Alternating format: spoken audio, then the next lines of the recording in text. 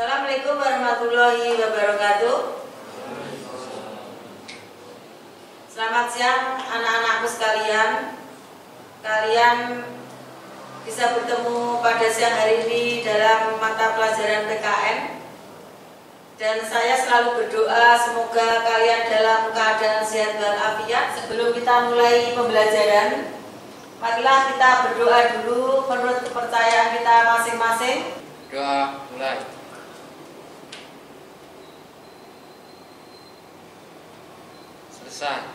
Kita akan membahas materi yang kemarin pertemuan pertama sudah kita bahas, yaitu masalah nilai-nilai Pancasila dalam rangka praktek penyelenggaraan pemerintahan negara.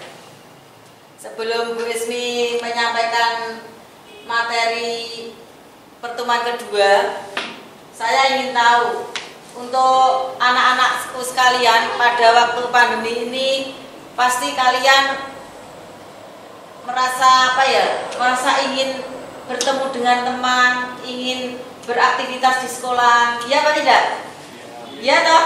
Untuk pertemuan pada siang hari ini, yaitu pertemuan kedua, kita masih melanjutkan materi yang minggu kemarin.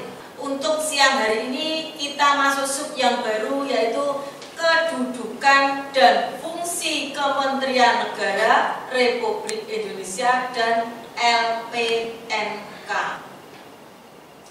Kedudukan Menteri Negara Republik Indonesia merupakan kementerian, adalah perangkat pemerintah. Apa tuh yang dimaksud kekuasaan eksekutif itu? Ya?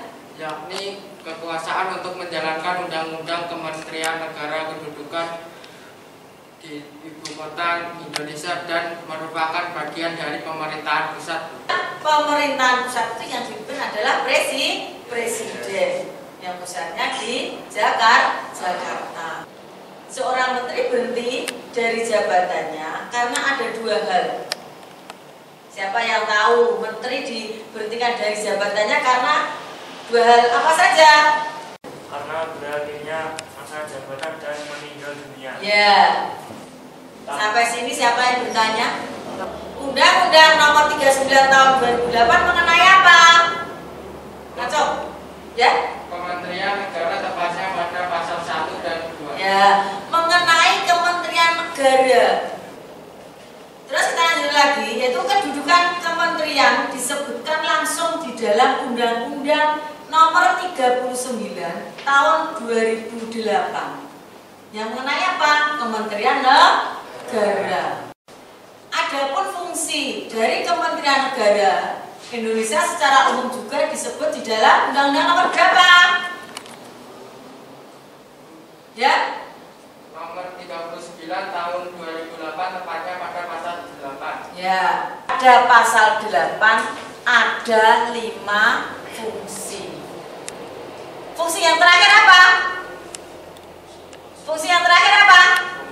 Pelaksanaan jabatan teknis nasional. Ya, sekarang ada pertanyaan.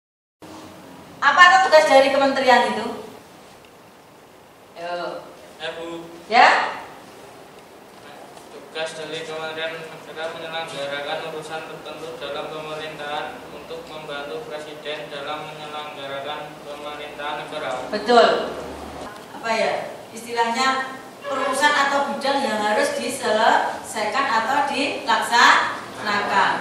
Yang pertama, perumusan, penetapan, dan pelaksanaan kebijakan di bidangnya. Terus kita menginjak ke lembaga pemerintah non kementerian atau disingkat apa? LPNK. LPNK itu singkatan dari lembaga pemerintah non kementerian. Apa toh yang dimaksud dengan LPNK? Ayo, siapa yang bisa jawab? Oh ya, silakan Mas.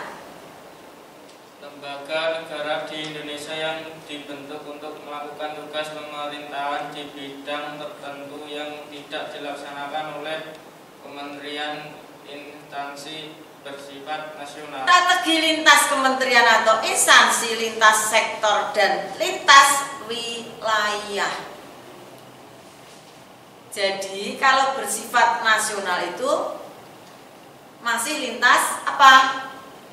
Lintas wilayah. Wilayah mana? Indonesia kan masih bersifat nasional.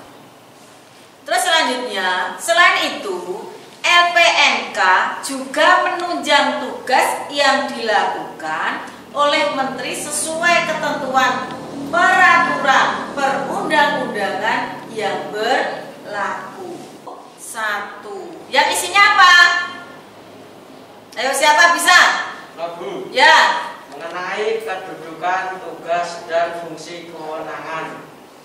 Ya, betul. Yaitu mengenai kedudukan, tugas, dan fungsi kewenangan, susunan organisasi dan tata kerja lembaga. Jadi untuk Kepres nomor 103 tahun 2001 itu isinya mengenai kedudukan dan tugas serta fungsi kewenangan. Terus contoh LPNK di Indonesia, contohnya antara lain Arsip Nasional Republik Indonesia. Contohnya apa lagi LPNK?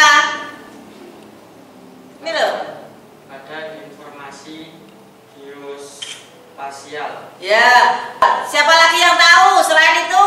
Ini badan apa lagi nih? Badan Intelijen Negara. Ya, Badan Intelijen Negara atau BIN.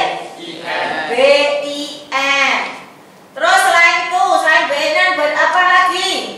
Badan Badan Kepegawaian Negara atau apa? BKN.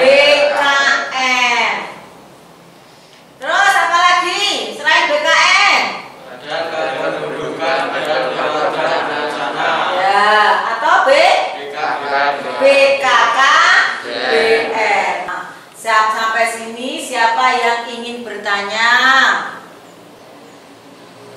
Nanti setelah pembelajaran yang kedua ini atau pertemuan kedua ini, nanti Ibu akan ngasih tugas sama kalian seperti biasanya, seperti pertemuan pertama. Nanti dikerjakan sesuai kelompoknya. Yang pertama saja, urut absen.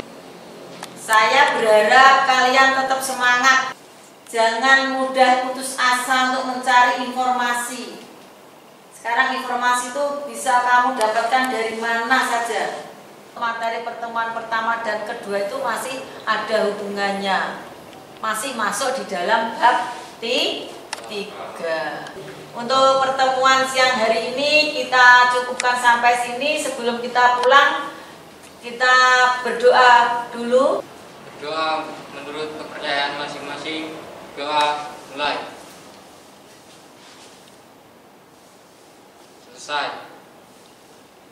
Selamat siang. Assalamualaikum warahmatullahi wabarakatuh. Waalaikumsalam.